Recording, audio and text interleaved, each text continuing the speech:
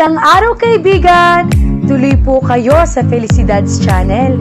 Sa mga kwento ng buhay at pag-ibig na hinalukay sa natatagong baul ni Felicidad.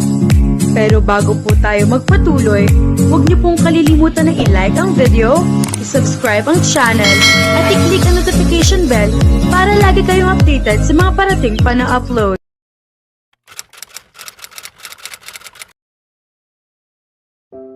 Matapos ang maikling titig namin ni Kelly, tiningnan ko ang paligid ng opisina at hindi maiwasang humanga. Napakaganda ng pagkakaayos, malaki ang opisina, may malaking mesa sa gitna at ang kanyang upuan. Sa gilid, may sofa na nakaharap sa malaking screen ng telebisyon. Sa kabilang dako naman ay may refrigerator, at malapit dito ay isang malaking estante na maayos ang pagkakaayos ng mga magagandang libro. Sa kabilang bahagi ng estante, maayos na nakalagay ang mga files. Matapos kong mapansin ang bawat detalye, naglakad ako papunta sa sofa at umupo. Habang nakaupo, nakita kong patuloy niya akong pinagmamasdan, ang mga mata niya ay umaabot mula ulo hanggang paa, kitang-kita niyang sinusuri ako. Perv, bulong ko sa sarili, habang mental na nagpapasalamat kay Tina sa pagpili ng perpektong damit at sapatos para sa akin bago ako umalis ng bahay. Pagkalipas ng ilang minuto ng kanyang pagtitig, nagsalita rin siya. Para bang mamamatay na ako sa tindi ng katahimikan. Alam kong babalik ka, Laila. Hindi mo lang talaga ako kayang talikuran, sabi niya na may smug ng ngiti. Nag-roll ako ng mga mata at tumingin sa kanya, pilit na hindi pinapansin. Haha, sa totoo lang, hindi ko kayang hayaan ang ego niya na lumaki pa. Hindi ako narito para sa'yo, Kelly. Dumating ako para sa kasunduan, sagot ko na may bahagyang ngiti sa labi. Matapos ang matinding titigan naming ni Laila, nakita ko siyang humahanga sa opisina habang naglalakad papunta sa sofa at umupo na parang siya na ang may-ari nito, hindi na hinihintay ang imbitasyon ko. Pinagmamasdan ko siya, napakaganda niya sa suot niyang bestidang sumasakto sa kanyang hugis, halos hindi ko mapigilang maramdaman ang matinding pagnanasa. Ano ba ang problema mo, Kelly? Tanong ko sa sarili. Siguro dahil matagal na rin akong hindi nakipagtalik, sagot ng isip ko. Sige, sabihin mo na lang sa sarili mo yan, pangungutya ng aking subconscious, habang inaalis ko ang aking kamay sa panga para hindi tuluyang tumitig sa kanya. Alam kong babalik ka, Laila. Hindi mo lang talaga ako kayang talikuran, sabi ko sa kanya na may ngiting mayabang.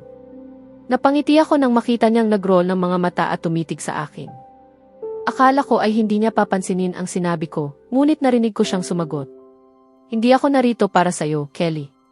Dumating ako para sa kasunduan, sabi niya na may bahagyang ngiti sa labi.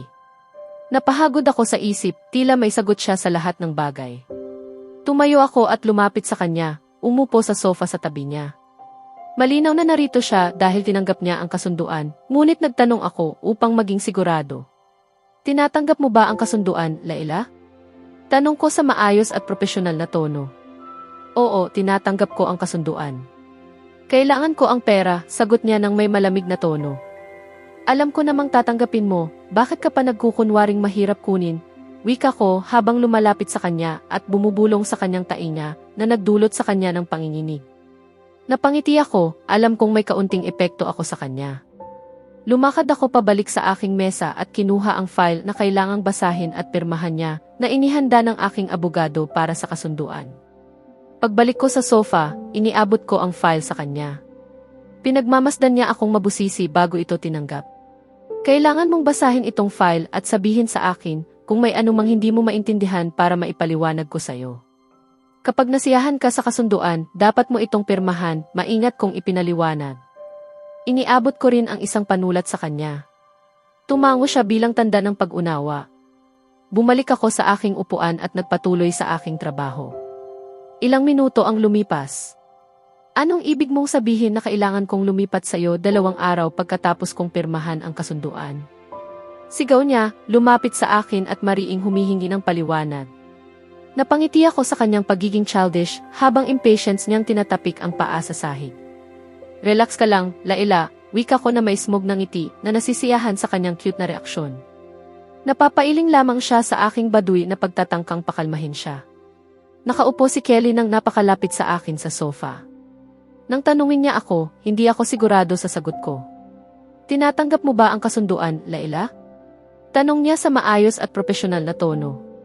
Galit ako sa paraan ng kanyang pagsasalita tungkol sa kasal, tila isang simpleng transaksyon lang sa negosyo. Nakakainis na parang wala siyang respeto sa akin. Oo, tinatanggap ko ang kasunduan. Kailangan ko ang pera, sagot ko ng may malamig na tono, pilit tinatago ang galit. Alam ko namang tatanggapin mo, bakit ka pa nagkukunwaring mahirap kunin, sabi niya, habang lumalapit at bumubulong sa aking tainga. Namilig ako sa ginawang bulong, ang init ng kanyang hininga sa aking tainga. Napangiti siya sa epekto nito. Ano ba ang nangyayari sa katawan ko, bulong ko sa sarili. Ang aking panginginig ay parang nagpapalakas lamang sa kanyang ego. Aba, ngayon iniisip pa nitong hangal na may gusto ako sa kanya.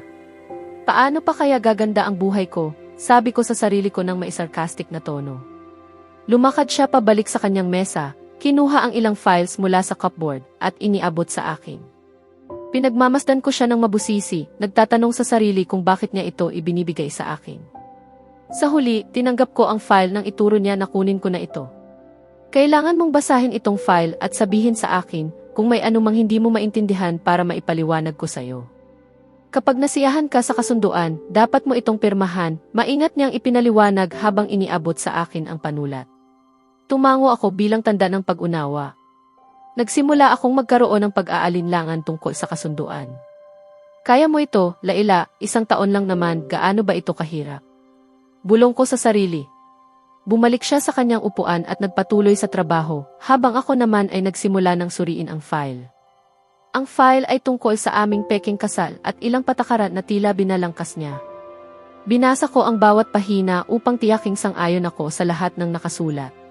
Napakarami ko nang nabasang kwento sa internet kung paano nagkaproblema ang mga tao dahil sa padalos-dalos na pagpirma ng mga kasunduan. Isang pahina ang nakakuha ng aking pansin, nakasaad dito na kailangan kong lumipat sa kanya 2 araw matapos kong pirmahan ang kasunduan. Galit na galit ako at nagmadali siyang lumapit sa kanya. Anong ibig mong sabihin na kailangan kong lumipat sa iyo 2 araw pagkatapos kong pirmahan ang kasunduan? Sigaw ko, lumalapit at mariing humihingi ng paliwanag habang impatience kong tinatapik ang paa sa sahig. Nakangisi lamang siya at nakatingin sa akin, na lalo lamang nagpapagalit sa akin. Relax ka lang, Laila, sabi niya na may ngiting smog. Napapailing ako sa kanyang pilit na pagtatangkang pakalmahin ako.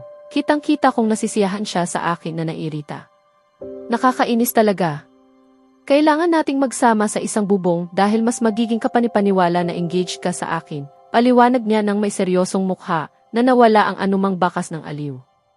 Alam kong sinusubukan niya akong takutin. Kailangan ba talagang lumipat sa iyo 2 araw matapos kong pirmahan ang kasunduan? Tanong ko ng may seryosong ekspresyon, ipinapakita na hindi siya nakakatakot sa akin.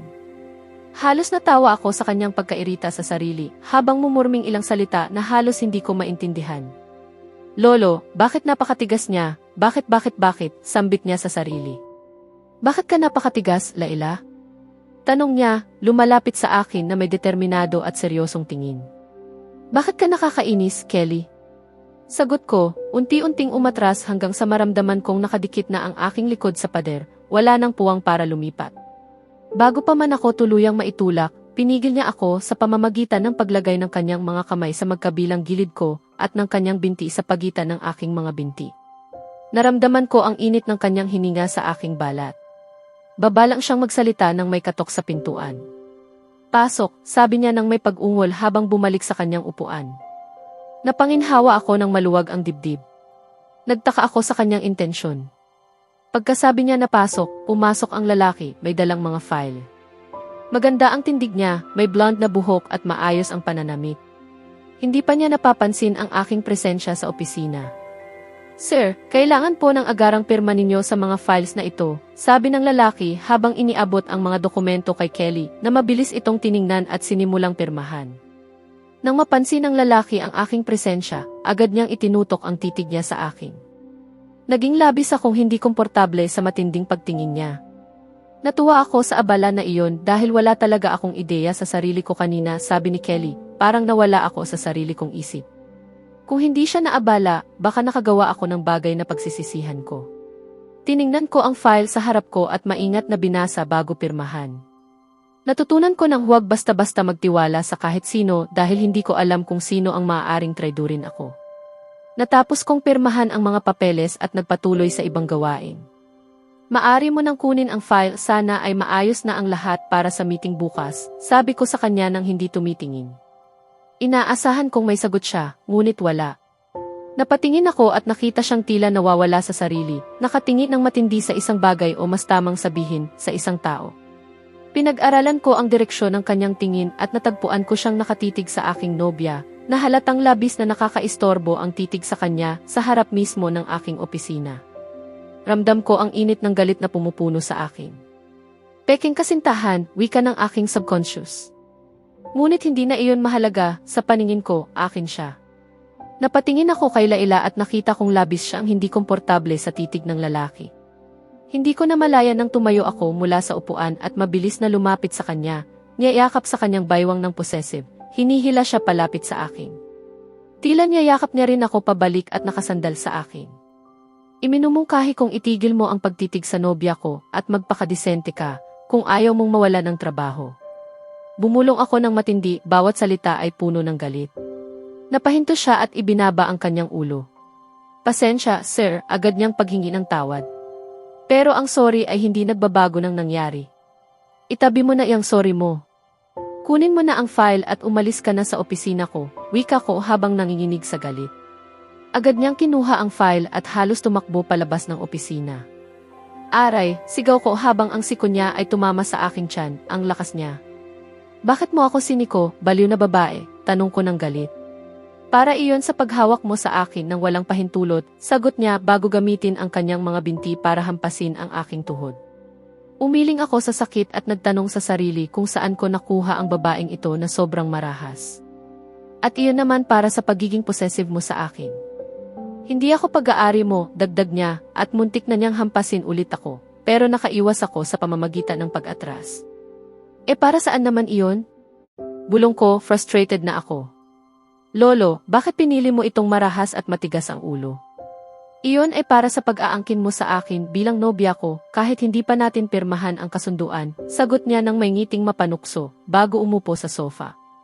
Parang gusto niya akong patayin bago matapos ang isang taon. Pipirma ka na ba sa kasunduan o hindi? Tanong ko na naalala ang pinakamahalagang bagay, ang aking kumpanya. Pipirma ako kung makakalipat ako sa iyo pagkatapos ng 2 linggo, malinaw niyang sinabi ang kanyang kondisyon. Napangiti ako ng bahagya dahil alam kong isa siyang babae na hindi titigil hanggat hindi nakakamit ang gusto niya. Sige, gawin mo na ang gusto mo pero pirma mo na ang kasunduan. Sapat na ang nasayang mong oras, wika ko ng may seryosong mukha. Napahinga ako ng bahagya nang kunin niya ang panulat mula sa mesa at pirmahan ang kasunduan. Sa wakas, aalis na ako, sabi niya, tinitingnan ang pulso bago pumunta sa pintuan. Yes, sa wakas, makakawala na ako sa kanya, bulong ko sa sarili. May sinabi ka ba, Kelly? Tanong niya ng may mocking na tono, tila sinubukan akong hamunin. Napailing ako at sumagot, wala. Tawagin mo akong duwag, basta hindi ko gustong makipag-ugnayan sa babaeng ito. Sobra siyang marahas at delikado. Binuksan na niya ang pinto at lumabas ng opisina. Huminga ako ng maluwag. Napakahabang araw na ito. Pero ang babaeng ito ay bumalik at sumigaw, babalik ako para sa iyo, Kelly. Sa kakaibang tunog, sabay tawa na parang baliw habang lumalabas. Opisyal na, Lolo, pinili mo ang isang baliw na babae para pakasalan ko, bulong ko sa sarili. Sa susunod na kabanata, aasahan ang mas tumitinding tensyon sa pagitan ni Kelly at Laila habang nagsisimula na silang harapin ang mga patakaran ng kanilang pekeng kasunduan. Ngunit sa likod ng kanilang bangayan at pag-iinit ng ulo, unti-unti ring lalabas ang mga lihim na magpapakomplikado sa kanilang relasyon. Kaya abangan natin,